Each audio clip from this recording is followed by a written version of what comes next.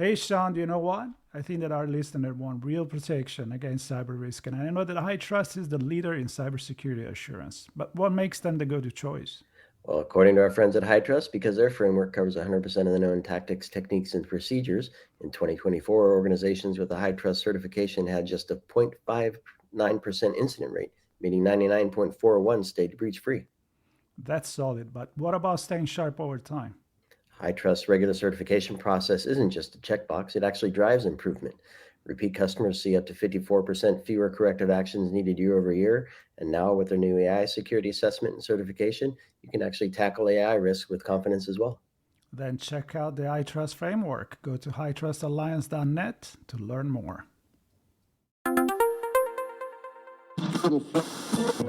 Marco, Sean, where are you? I'm on my way. You're on your way? Hold your breath. Are you closer to the I destination or still closer to where you started? I'm in. I guess I'm a little. Yeah, I'm definitely closer. You're definitely close. Definitely closer. You're I'm trying to definitely think of close. the triangle. I'm in a triangle of direction here, but definitely closer. I could drive from where I You am. could drive. I could drive You know what? or take a train. I never took the car to London. Yeah, So that would be interesting. yeah, I know you did from Dublin, I guess. Did you ever that's drove from the? possible from Dublin. Exactly, Yeah, with the ferry. there you Okay. go. There you go. Or Well, train under the we're channel. talking about geography here, and I think there is a Exactly. reason. Obviously, this is an on location episode with Sean Martin, which is you, and Marco Cepelli, which is me, and we are all about our next on location coverage, which is Infosecurity Europe in London, which is one of our favorite show of the year, a tradition since 2017, I think, something like that. That was the first one. I know it's been a few years. Yeah, very We good. met a lot of friends there. And we're making new one. We are a new friend. Saima, good to meet you. Good to meet you too. Good to meet you too. Love what you do with the conference, and it's always a well-oiled machine. I'm sure in the background people are pulling their hair out, but always from an attendee perspective and a media perspective, it's always been great, and we enjoy working with the team to pull the conversations together and pull the stories out of what's going on in England and in Europe and beyond. And we're thrilled to do it again this year. Fantastic. We look forward to seeing you there. Definitely. It's just 2 short weeks away now. So yeah, lots of Right lots around the of work corner. going on in the background.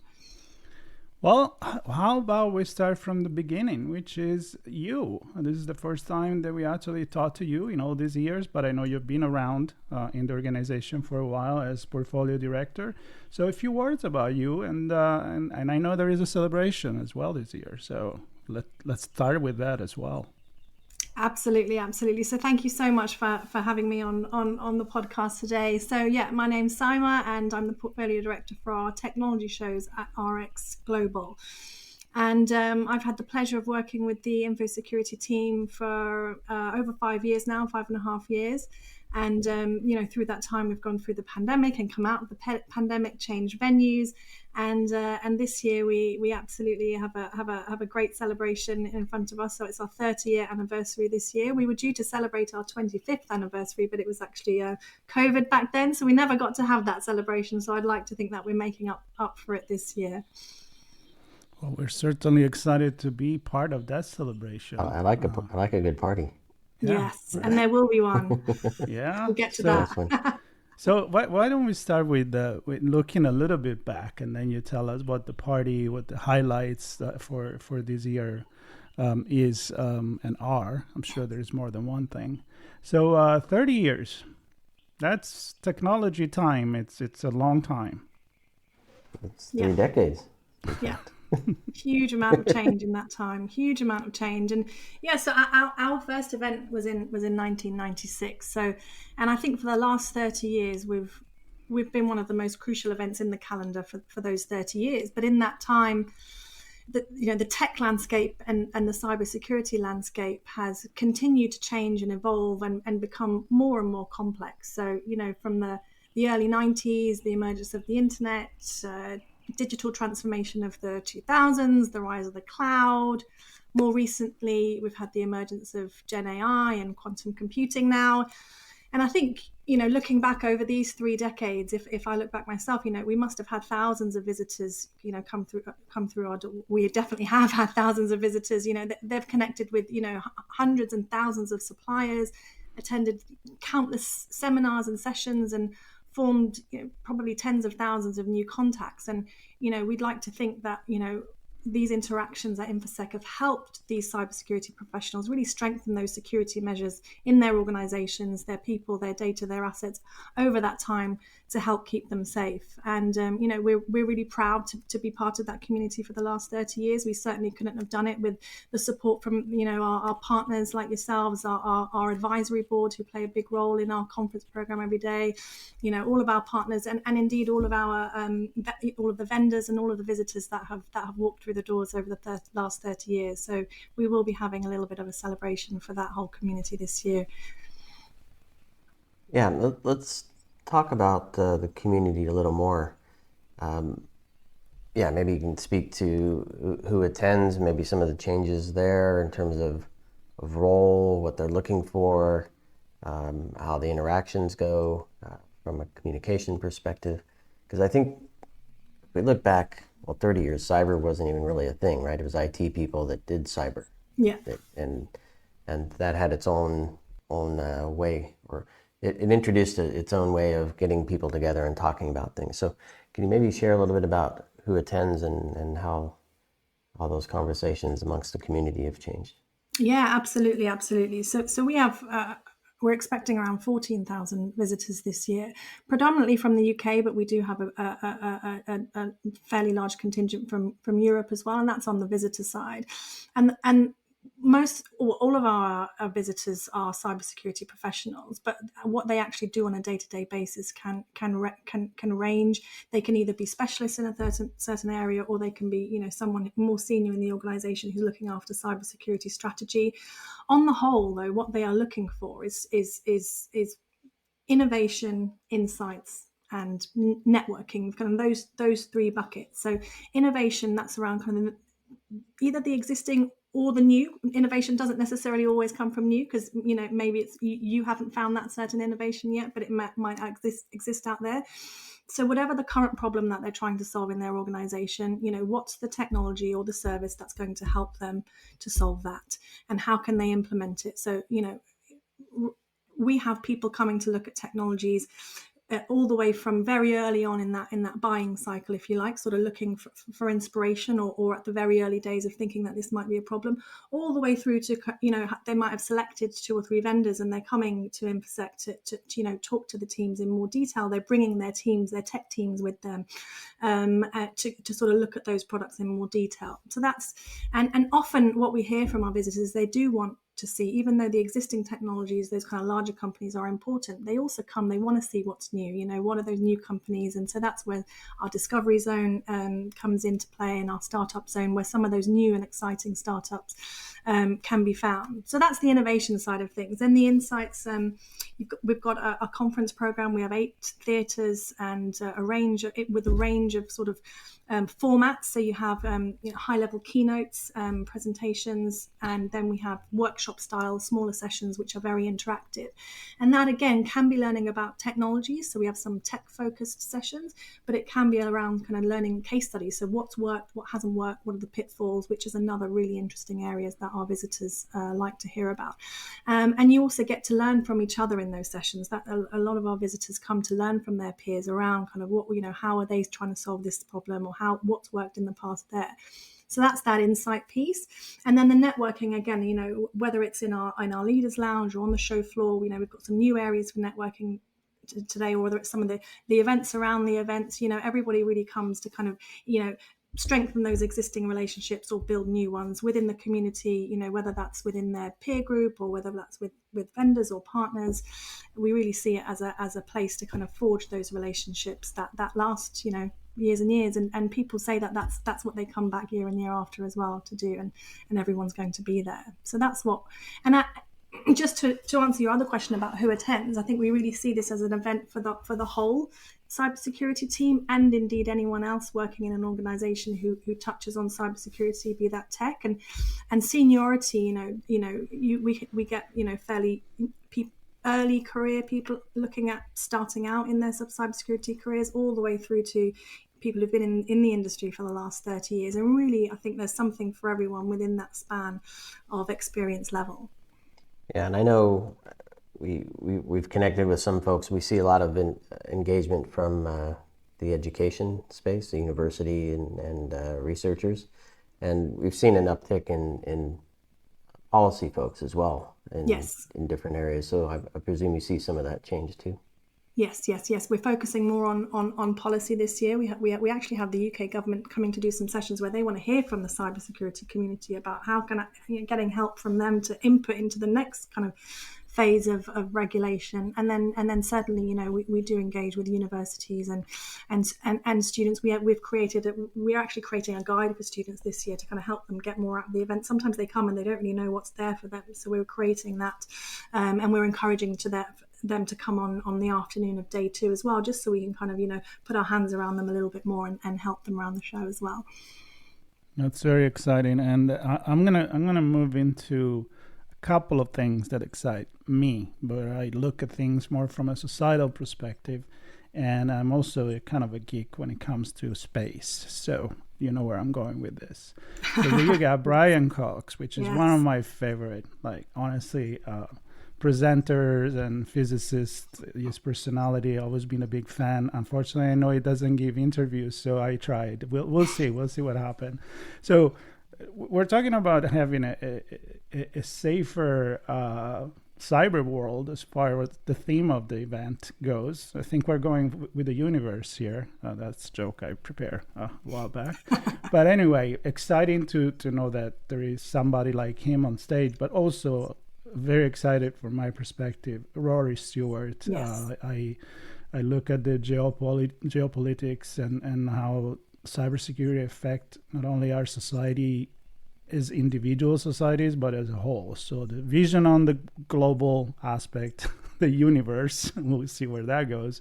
And Rory presenting for this, it's very, very exciting to me, which come to show me that we've gone a long way from IT people talking about IT versus this is a global, everyday, for everyone problem to resolve. So your take on that, and what does excite you when it comes to absolutely. I totally agree with you. I think this isn't just an IT problem. I think everyone can relate to cybersecurity in some way.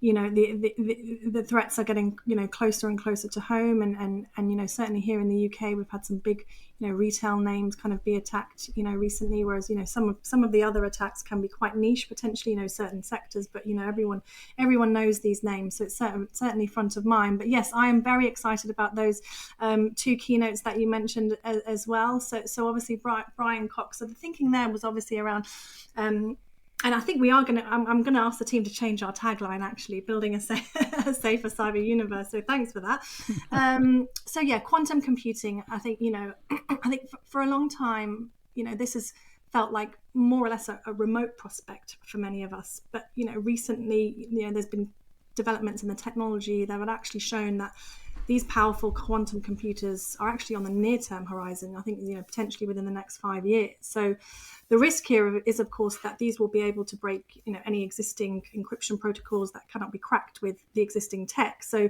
this level of risk, I think, along with the rapid rate of the technology development in this area, means that, cybersecurity professionals really need to understand, what they should be doing in this area. So the conference, actually, I think this year we're going to kick off with this topic. So we have the world-renowned physicist, Professor Brian Cox. So he's going to talk about the science, so giving that universe perspective, so how the incredible science of black holes and quantum mechanics might hold the answers to the futures of cybersecurity and computing, and so I'm fascinated to hear what he's going to say. And I think so I think that is definitely going to be a popular session. I think what then the cybersecurity professionals, what our visitors will want to know is, okay, well, what should I be doing about it? So we're actually going to be following that session on with a session moderated by the BBC's cybersecurity cybersecurity correspondent Joe Tidy. So he's going to set out sort of why that the threat is really relevant today, and what are the actions that different types of organizations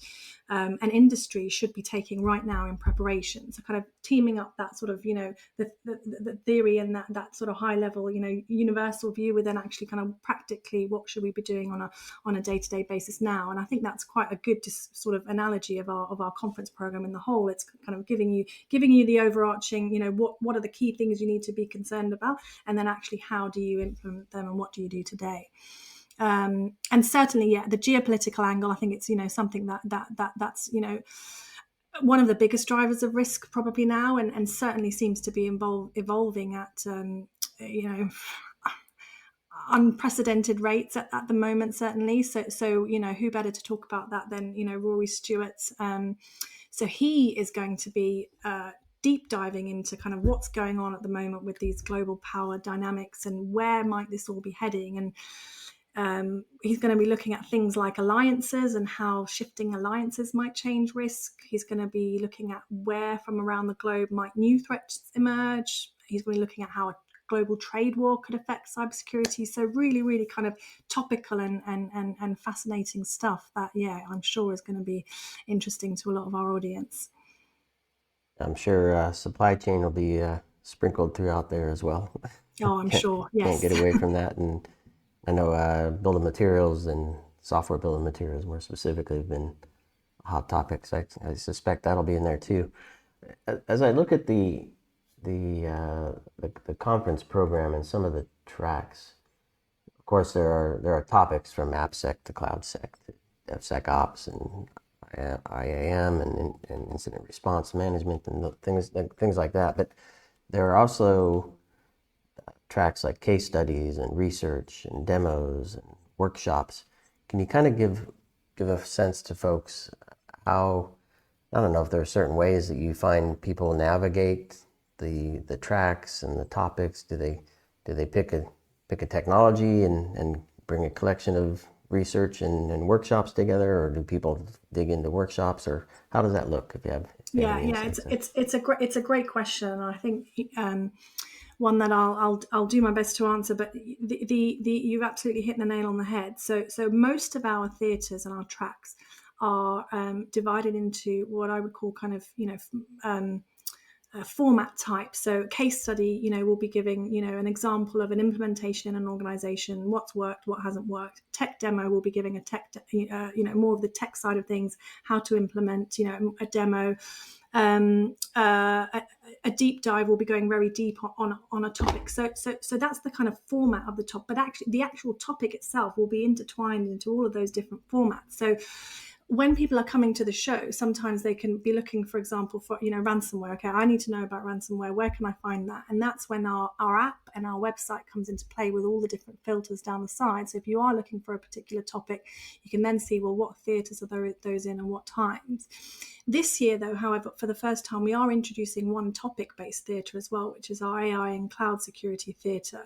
And that was off the back of feedback from last year where, AI was, we haven't mentioned it yet, or I think I mentioned it once, but, was tip of everyone's tongue. And there was AI dotted all around the conference. And we got feedback that, it was a little bit tricky to navigate. So this year we've said, okay, we'll put AI and cloud content in one place. If you want to know, about that, if you're particularly interested on that, which many people are, here's the theatre for you. That doesn't mean that AI doesn't appear in other theatres and in other sessions, but we've created that as a bit of a test case, and it's likely that we'll start to roll out more of these kind of topic-based theatres or tracks in the future. Yeah, you got 250 speakers, I believe. So that's Yes. That's a lot. And I kind of, as we start closing here, and of course we are excited to dive deep into all of this in person there. Let's talk a little bit about the community, and definitely it could feel a little overwhelming the first time that you get there, especially you arrive at Excel. It's pretty big. There is a lot going on there. It's a beautiful location, but some advice maybe for the first timers or the people that as you say, there is definitely the app that help, but at a human level, how have you guys organized the networking point? I mean, I kind of know what to expect. It's not the first time, yeah, but absolutely. And we do have many first time visitors, and I have certainly been there in that overwhelming space where you walk into an event and you have no idea what to do next. So I think the first thing I would highlight is preparation. So there is a lot on at Infosecurity Europe. We have hundreds of sessions and over 300 exhibitors to go and see, and many different technologies covered. So I would say, think about the top 1 to 3 challenges that you're facing at the moment, and then prepare. So look at the website, look at the app, prepare which vendors you want to speak to, which sessions to go to, and really kind of set out that calendar. And we've got various tools on our website to help you do that. We're introducing some new formats this year, so we've got something like 60 mini events within events, things like table talks, which are smaller peer group discussions that you can book onto, so it's even more important this year to kind of see what's available and pre-book onto some of these sessions. I think using some of the technology available that we have, I think is really important. So I've mentioned one of those already, which is our Infosec Meets platform. So there you can book meetings with vendors and other visitors, and you can also book onto some of these smaller table talks as well. The other thing that I would definitely say is share that you're going. So quite often when we see people, on their social media say that, I'm going, who else is going, that network suddenly opens up, and you can actually open up some of those networking opportunities that, maybe people, don't know who's going or don't want to meet up. I think definitely sharing the fact that you're going and asking who else is going on your network as well. And then I think, preparation is one thing, but follow-up is also another thing. So it's all very well preparing, coming, but actually, following up on either the vendors that you visited or the sessions that you went to is really important. And that's one thing that we've heard from our visitors, can be a bit of a struggle. They get so much information, and then what do they do with it? So for the first time this year, we're going to be giving our visitors the ability to download the session slides after the session has run, and later on in the day, if they miss a session, they can go back and download the slides. And that's really important because you've got those then to hand, in the next days and weeks. And if you've got colleagues that you want to share those with, or you want to follow up with, maybe the vendor that was speaking, you've got that information to hand instead of maybe having to click, take photos or go back through your photo album. So we're doing that for the first time this year. We tested it a little bit last year and it worked really well, but we're doing that on all of our theatres this year as well. Very cool. Very cool. Well, I think we need to remind everybody that this is actually happening the 3rd to the 5th of June at the Excel. We said that a few times, which is again not too bad to get there with the train. So if people stay around the area, then they are already there. That's easy. I might swim the Thames. I don't know. You may have to swim, but there is. There are. If we are usually blessed with good weather. I'm going to jinx it now, but yeah, you get the glorious views of the Thames as well. The last 2 years were even a little too hot. I think the year before, which is kind of weird to say that about London, but I'm still. We still have planned, as I was saying to you before we started recording. Sean and I would do something different. Compare with other events that we cover in London. We have our sightseeing and filming in the evenings or the day before and after in some very, very memorable and well-known places around the town. So I'm very looking forward to that. And like you said, let's make it happen earlier by starting to talk about that on social media. Of course, we will be there. We will be doing interview. We will be going around the booth. We will participate with the community. Always happy to get some selfies and a hug and to see people that we never met before, but also to make new friends. So I want to invite everybody to follow us. I like to eat and I like to party. Oh, and the eating, yes, of course. Yes, the party. So we will be having our party, our 30th anniversary party on the Tuesday. So let us know if you want to come when you register. There's a box on there to let us know if you want to come to register. It is 90s themed, so we link there. So there will be some fun 90s themed entertainment, and we're also celebrating our 30th anniversary in a number of different ways as well. We've actually got some of our Hall of Fame alumni coming back to help us chair the keynote, which is really excited. Very good. Really exciting. Well, it is exciting, Super fun. and we cannot wait to be there and get the party and the coverage started. So if everybody listening that wants to share their stories, vendors, and get in touch with us, we're open to get a few conversation going, and of course all the people that we already know they're going to be there, academics, and we will have some nice conversation. So stay tuned, follow us. Saima, was very nice meeting you, and I'm definitely looking forward to meet you in person right there in London in just a few days. Exactly. Brilliant. Thank you so much. It's great meeting you too. Yep, absolutely. And catch all of the coverage on ITSP Magazine at itsbmagazine.com/infosec25. This conversation, along with the others, pre-event and on location. So please subscribe, and we'll see everybody in London very soon. Hey, Sean, do you know what? I think that our listeners want real protection against cyber risk, and I know that HITRUST is the leader in cybersecurity assurance. But what makes them the go-to choice? Well, according to our friends at HITRUST, because their framework covers 100% of the known tactics, techniques, and procedures, in 2024, organizations with a HITRUST certification had just a 0.59% incident rate, meaning 99.41 stayed breach-free. That's solid, but what about staying sharp over time? HITRUST's regular certification process isn't just a checkbox, it actually drives improvement. Repeat customers see up to 54% fewer corrective actions needed year over year. And now with their new AI security assessment and certification, you can actually tackle AI risks with confidence as well. Then check out the HITRUST framework. Go to hitrustalliance.net to learn more.